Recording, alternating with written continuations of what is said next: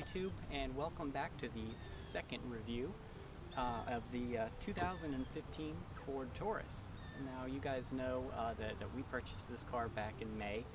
I did a slight walkthrough of it, showed you the car, showed you some of the features, but we never really got into a full review of it, so what better time to go ahead and do a full review since we're starting these reviews off and trying to figure out, if this is something that we want to do in the long term. So first of all, to understand how we got to 2015, we need to go back about 30 years.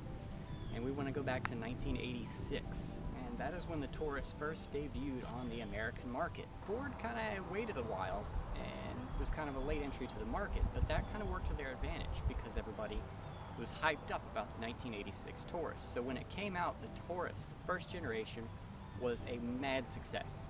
I mean, they sold, I think it was 2 million Tauruses in that first generation, and it was just insane. It was an all-new design. It wasn't boxy, it was more of a flowing design, which was huge for 1986. And of course, Ford just kind of refreshed it for the 92 model year, and that again went on to be a bestseller. I think 1.3 million or some crazy number like that. So to kind of understand what happened to the Taurus, you need to understand what the Taurus was.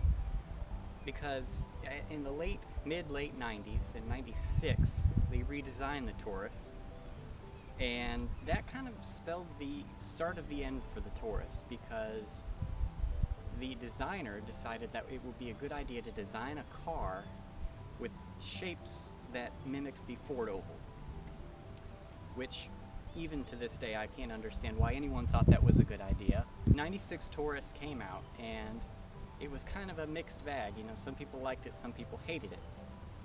That was kind of the start of the slump for the Taurus. It still remained a bestseller, although that was mostly because it was being sold to rental fleets. And in 1997, it relinquished its best-selling title to the Toyota Camry. So after that, in the year 2000, they decided to redo the Taurus once more and use the same basic platform. Didn't change that much from pretty much the A-pillar to the D-pillar. It was pretty much the same. The interior was different, but the doors, pretty much the same roof shape. Changed the front, changed the rear, changed the interior somewhat, got rid of all the ovals, except for the headlights. And then the Taurus just kind of languished. They didn't pay much attention to it for the next 6 years. They kept selling it to rental fleets for really cheap, and that kind of devalued them new, because you could go buy a used one with 30,000 miles for $10,000 back in the day. So they kind of shot themselves in the foot with the Taurus. So 2006 was the last year that they made the Taurus. Of course, it followed through for 07. They sold it next to its replacement, which was the 500. An interesting fact, though, is that the last Taurus ever made that rolled off the assembly line was actually given to the owner of Chick-fil-A. And he actually stated that had it not been for the factory workers next to his first Chick-fil-A restaurant, that his restaurant probably wouldn't be what it is today. It's kind of an interesting fact there. So 2006 really, saw the introduction of the 500, which was the new full-size sedan. And that was kind of a controversial time for Ford, because they were renaming everything to start with an F for some reason, for brand recognition, or who knows why. It was Ford. And in 2007, when Alan Mullally finally got on board and said, no, we need to bring this Taurus nameplate back, because it used to be the most loved, best-selling American car there was. Of course, besides the F-150. Don't get between people in their trucks. So they brought back the Taurus for the 2008 model year, but it was basically still the same 500 from before. And 2008 saw new engines, saw the 3.5-liter V6, which is what we've got here. The platform from 06 until now is the same platform, which is an old Volvo platform from 1998, I believe, with Ford did some modification too. So 2008 really saw the bones of this car come together. and after a couple of years, 2010, it was redesigned again, which is basically what you see in front of me now, with the exception of a few tweaks and styling changes and some technology that's been added. The car you see in front of me was restyled in 2013, so it looks a little bit different, and the interior, the gauges are different. Of course, it's more updated. It got the newer steering wheel from the Explorer, and small changes. So that's pretty much the short, brief, 6-minute history of the Taurus. So let's start at the front, and we'll show you what's going on.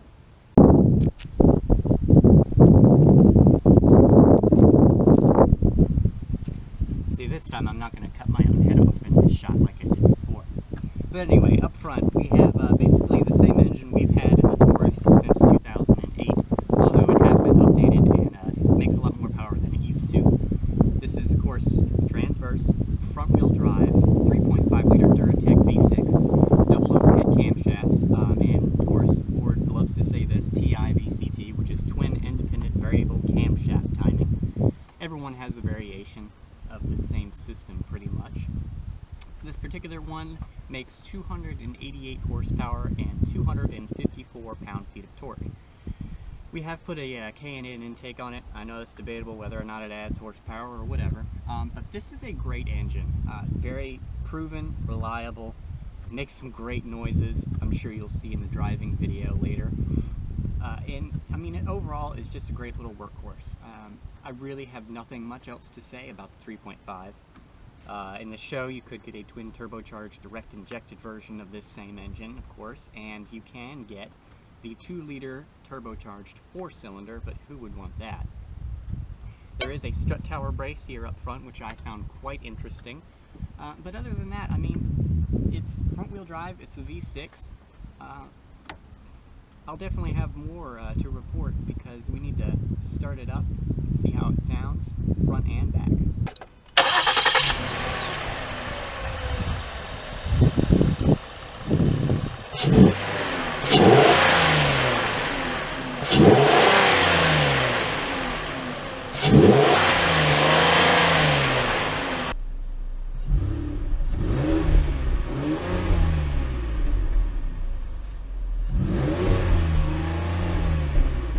So, now that we've heard about the all-important parts, let's go ahead and take a look at the inside. Now, things get even better in the inside of the 2015 Taurus. There are these really nice padded material here on the console, which is actually something they added in 2013, which is interesting actually because it follows all the way down to the carpet pretty much. So, interesting thing for a Ford. Normally that's something they would have totally overlooked, but it's some really nice padded vinyl material here. The doors and the dashboard are made of very similar material, soft, pliable vinyl. It's a very nice interior. Everything fits really well. I know in some of these earlier models, some of these panels didn't fit together so well, but they've had time to figure it out. Everything fits impeccably in here. I mean, it's all really well put together. No squeaks, no rattles, nothing like that.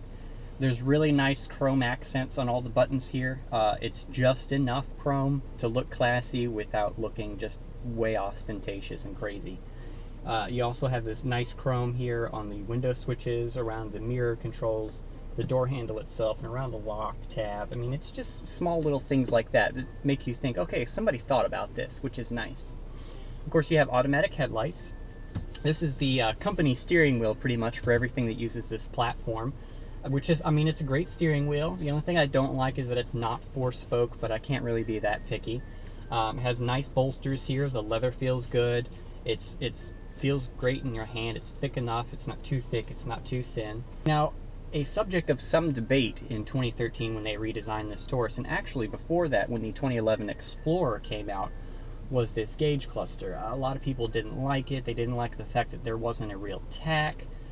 But, I mean, you can control pretty much everything about the vehicle for the most part from this screen here, and it's quick and easy to use at a glance with these two pads. You can get entertainment here on the right screen, navigation information, and of course you can use your phone. Of course I don't have anything connected at the moment. And it has nice displays for temperature and time. Anyway, this is a 7-speaker audio system because this is an SEL. There are 1, 2, 3, 4, 5, 6, 7 speakers. It's a great sounding audio system. I'll have to do a demo video. One of the changes also here in the center console that they did, this hazard button used to be a touch button. And a lot of people didn't like that, so there's actually a physical button here for the touch button. Of course, this vehicle is equipped with the much hated My Ford Touch system, but I think they've had time to figure it out because the My Ford Touch system here, I really have not found, I mean, it works well if you tap it lightly and you don't go mashing your fingers and you know what you're going for. It all works really well. So I have no complaints about the My Ford Touch system. These buttons here are used for seek and tune, of course temperatures here. I mean, it all works very well. If you touch lightly and you don't, try to tap them like they're real buttons. They work really well. Of course, this is the Select Shift 6-speed automatic transmission. So over here on the shifter, you have a up and down button, which I really would have preferred paddles. I know a lot of people say that. Nobody's going to be sport shifting this to care enough about there being paddles. And if you do, buy the show. It has paddles. Of course, this does have the remote keyless entry little key fob here, so no keys required to start the vehicle. You just press the button. An interesting thing that they kept here is the trunk button on the dash. That's a little, you don't see that a lot anymore. You have nice cubbies up here. There's one power outlet up here. There's a cup holder here. There's 2 cup holders here. There is another power port here in the console. There's 2 USB ports. There's the SD card for the navigation, and you have AV inputs even down here as well. And of course, Ford likes to do this. They have the holders for pens and cards and lip balm, although that lip balm thing is really wide. I don't know if lip balm that's that wide, but anyway.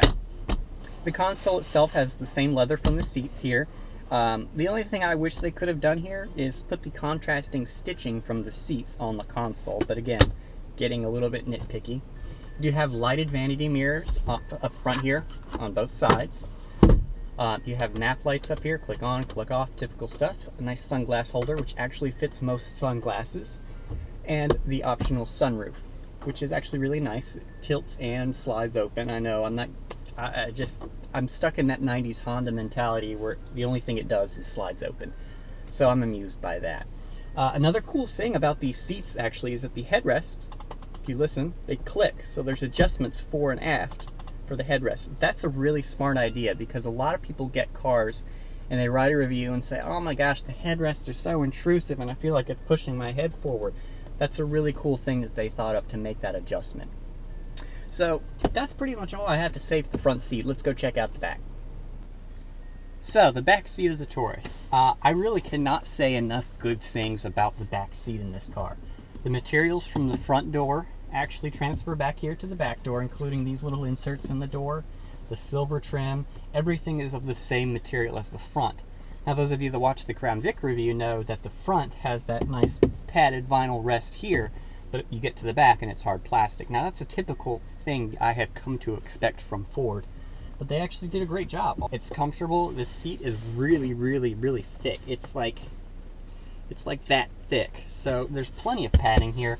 There's actually handles back here. I know. I just find that funny about the Crown Vic, how it just has no handles. It's just like, okay, nobody even thought of it.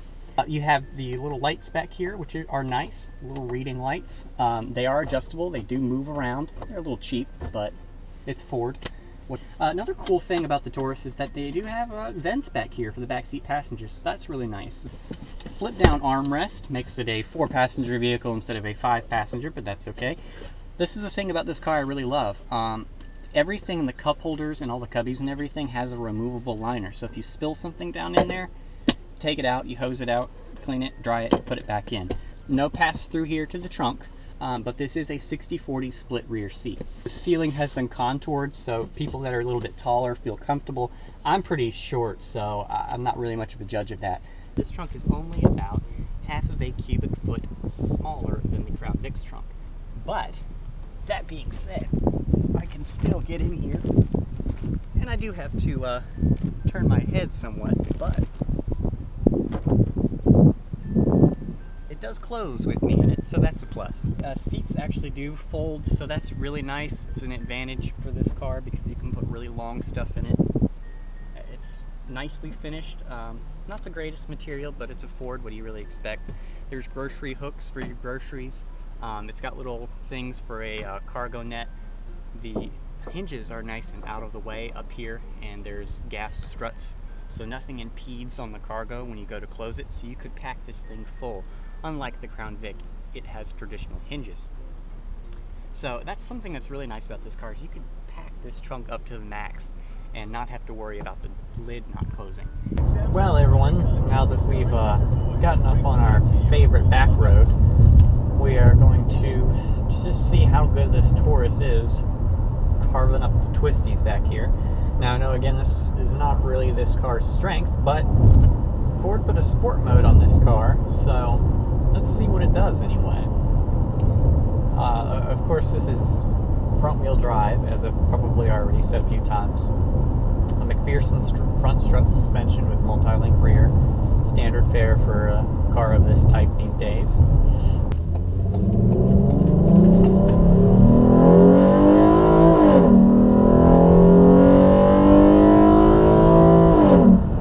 That is why we bought a K&N intake. Good, the HHR is turning. You guys are good luck. I seem to have that when I make videos. It just seems like people kind of get out of the way. But anyway, the sport mode on this thing is actually really good. I wouldn't even go so far as to use the paddles. Sometimes when you're on a back road and you're in a car with an automatic, I mean it's an automatic, how good is it really going to get? And Camry.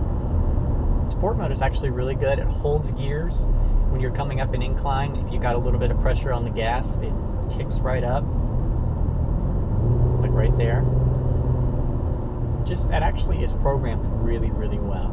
Now this vehicle is equipped with electronic power steering, and I know a lot of you enthusiasts are going, oh man, that's not that great. You know, e-Pass systems never are programmed quite right. This e-Pass system is actually really good. And I'm going to go so far as to say that most Fords really do have an excellent power steering system. I remember the Focus had really great power, well I guess you can't really call it power steering, but electric power steering. And that would load up really nicely in corners. Of course, that car was always really fun to throw around on back roads anyway. But Ford has done a really good job because they've added things like the pull drift compensation, which is really nice because it compensates for drifts or pulls in the road. You know, there's grooves, or if you're up next to a semi-truck, you don't have to sit here and kind of fight with the jerking wheel all that much. It just kind of does it for you. It smooths it all out. And I know some of you are saying, well, that kind of takes away from the experience, but when you're on the interstate and you've got a semi-truck next to you, you really don't miss having to pull the steering wheel back and forth and keep the car in your lane. This vehicle also, of course, has curve control, which is a thing that they've started to put on pretty much all their vehicles lately. And curve control kind of is what the name says it is. It helps you on off-ramps and curves where there's a Camry going off the road and you're going down the road I'm going down.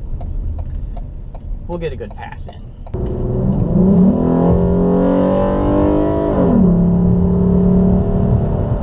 You see, I felt that. The crown of the road, as soon as I crossed over, I felt the steering pull back because of the extreme crown on this road. That was a great example there of how this system works when you're passing. That can be very handy.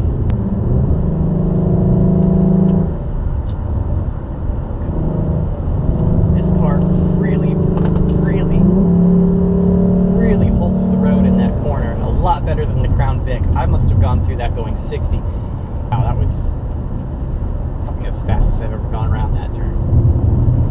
And you know, despite this being a 4,000 pound car pretty much, going through that turn, I had tons of confidence in it. It felt planted, the steering was loading up nicely, it wasn't, the rear end was just flat. For a car of this size, I'm going to go back and do that turn one more time just for fun. Ah, they are turning! Praise be. Here we go. RAV4, Miata.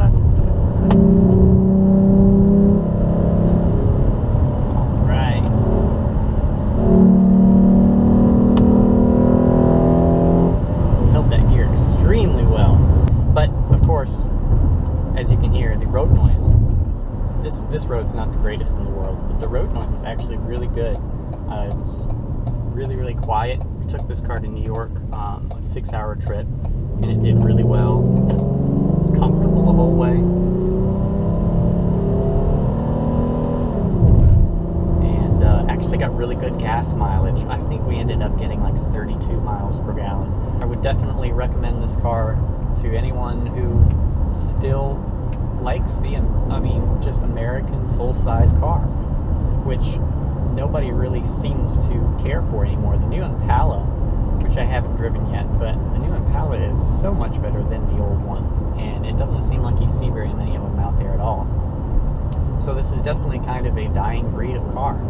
I believe they're continuing the Taurus on for 2016, but the 2017, I know they're developing one for China, but I don't know if they've decided to bring it here yet because of the poor numbers the Taurus has been selling in recent years. But overall, I think this is an excellent car for those who like this kind of car.